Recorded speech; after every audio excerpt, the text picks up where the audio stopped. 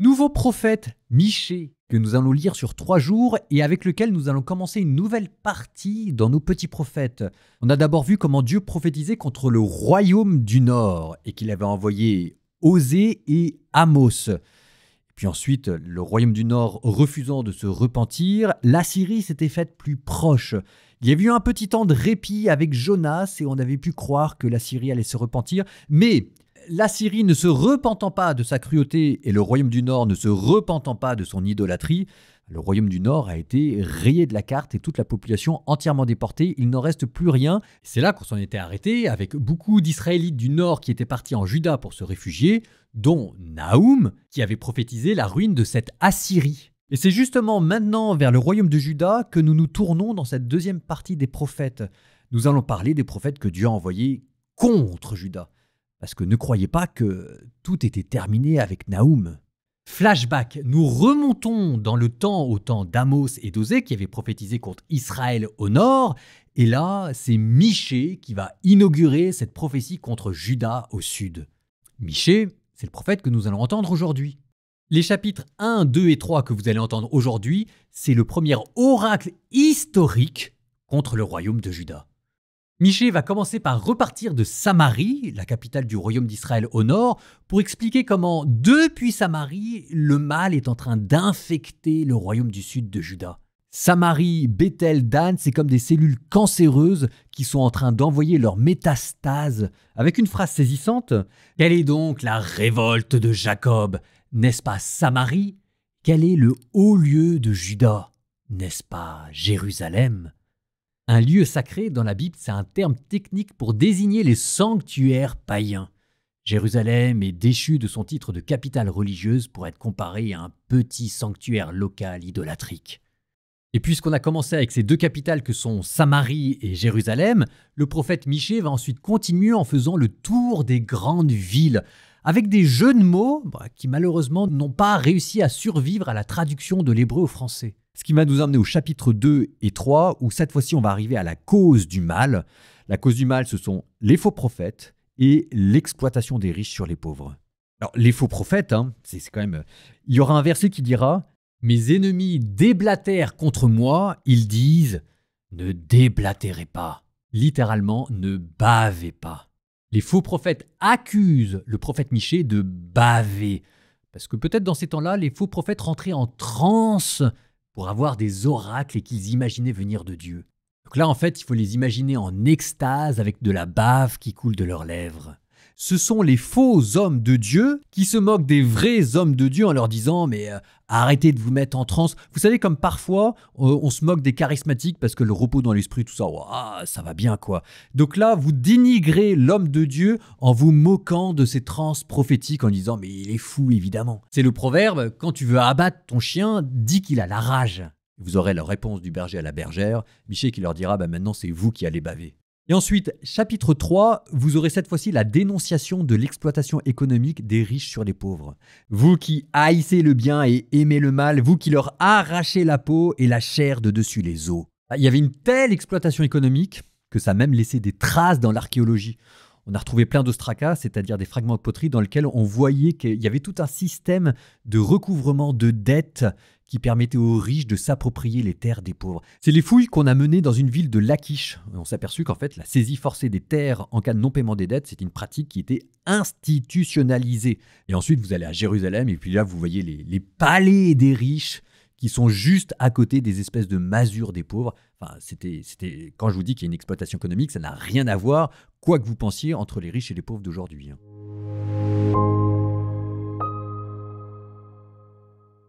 Parole du Seigneur qui fut adressée à Michée de Moréchet, au temps de Yotam, d'Akaz et d'Ézéchias, roi de Juda, ce qu'il a vu au sujet de Samarie et de Jérusalem.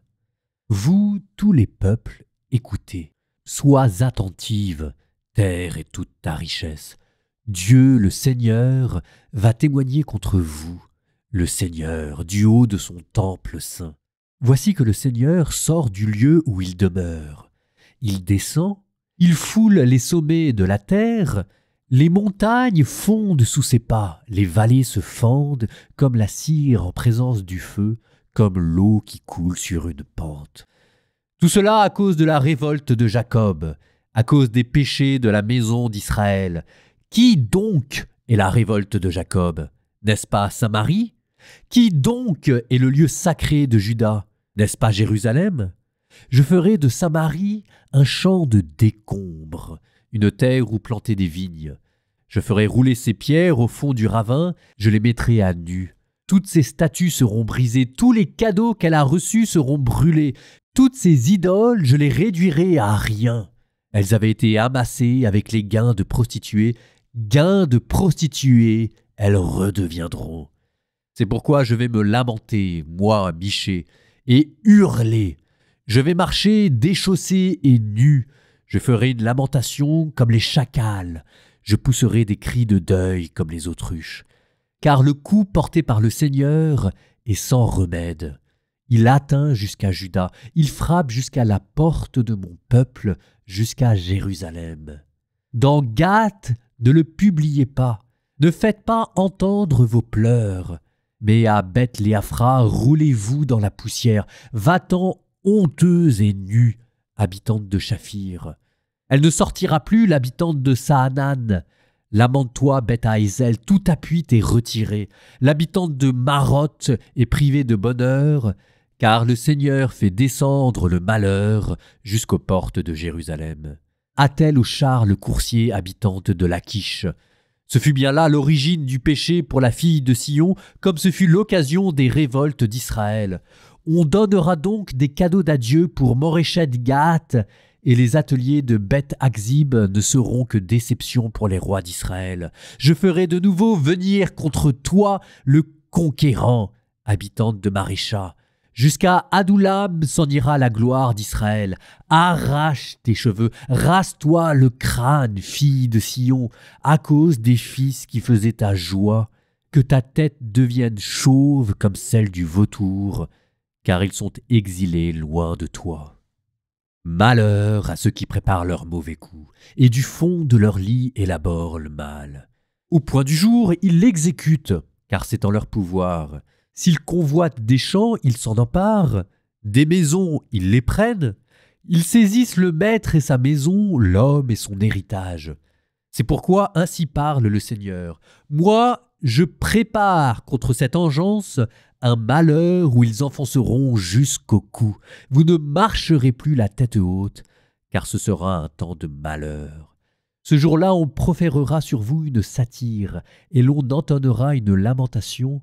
On dira « Nous sommes entièrement dévastés, on livre à d'autres la part de mon peuple. Hélas, elle m'échappe, nos champs sont partagés entre des infidèles. » Plus personne, en effet, ne t'assurera une part dans l'assemblée du Seigneur. Mes ennemis déblatèrent contre moi. Ils disent « Ne déblatérez pas, cessez de déblatérer en répétant « Jamais le déshonneur ne s'éloignera ». Peut-on dire cela, maison de Jacob? La patience du Seigneur est-elle à bout? Est-ce là sa manière d'agir? Ses paroles ne sont-elles pas bienveillantes? N'accompagnent-elles pas celui qui marche droit? Hier, mon peuple faisait face à l'ennemi, mais vous, vous arrachez leurs manteaux à ceux qui avancent avec confiance au retour du combat. Les femmes de mon peuple, vous les chassez des maisons qu'elles aimaient. À leurs enfants, vous élevez pour toujours la gloire de m'appartenir. Levez-vous, allez, ce n'est plus le temps du repos. À cause de votre impureté, vous serez détruits, et la destruction sera cruelle. Qu'un homme court après le vent et que par son mensonge il vous dupe en disant « En échange de vin et de boissons fortes, je vais déblatérer à ton profit. » Celui-là sera un homme qui déblatère pour ce peuple. Mais moi, je veux te rassembler tout entier, Jacob. Je veux réunir le reste d'Israël. Je les mettrai ensemble comme des brebis de Bosra, comme un troupeau au milieu de son pâturage. Et de cette foule humaine s'élèvera une rumeur. Celui qui ouvre les brèches est monté. Devant eux, il a ouvert la brèche. Ils ont passé la porte. Ils sont sortis par elle. Leur roi devant eux est passé. Le Seigneur est à leur tête. Et je dis, écoutez donc, chefs de Jacob et dirigeants de la maison d'Israël, n'est-ce pas à vous de connaître le droit? Vous qui haïssez le bien et aimez le mal, vous qui leur arrachez la peau et la chair de dessus leurs os, ceux qui ont dévoré la chair de mon peuple, qui lui ont arraché la peau et brisé les os, qui l'ont découpé comme viande dans la marmite, comme chair à l'intérieur du chaudron, ceux-là pourront bien crier vers le Seigneur. Il ne leur répondra pas. Il leur cachera sa face en ce temps-là à cause du mal qu'ils ont commis. Ainsi parle le Seigneur contre les prophètes qui égarent mon peuple. Ont-ils quelque chose à se mettre sous la dent? Ils annoncent la paix à qui ne leur met rien dans la bouche et ils déclarent la guerre. C'est pourquoi ce sera pour vous la nuit et pas de vision. Ce sera pour vous les ténèbres et pas de divination. Le soleil se couchera pour les prophètes, pour eux le jour s'obscurcira. Les voyants seront alors couverts de honte et les devins remplis de confusion. Tous, ils mettront la main sur leurs lèvres, car il n'y aura pas de réponse. Moi, au contraire, je suis rempli de force, celle du souffle du Seigneur. Je suis rempli de jugement et de courage pour dénoncer à Jacob sa révolte, à Israël son péché. Écoutez donc ceci, chefs de la maison de Jacob, dirigeants de la maison d'Israël. Vous qui avez la justice en abomination, qui tordez tout ce qui est droit, bâtissant Sion dans le sang et Jérusalem dans la perfidie. Ces chefs jugent pour un cadeau, ces prêtres enseignent pour un salaire, ces prophètes pratiquent la divination pour de l'argent, et ils s'appuient sur le Seigneur en disant « Le Seigneur n'est-il pas au milieu de nous ? Aucun malheur ne peut nous atteindre. » C'est pourquoi, à cause de vous, Sion sera un champ qu'on laboure, Jérusalem un monceau de décombres, et la montagne du temple des lieux sacrés envahis par la forêt.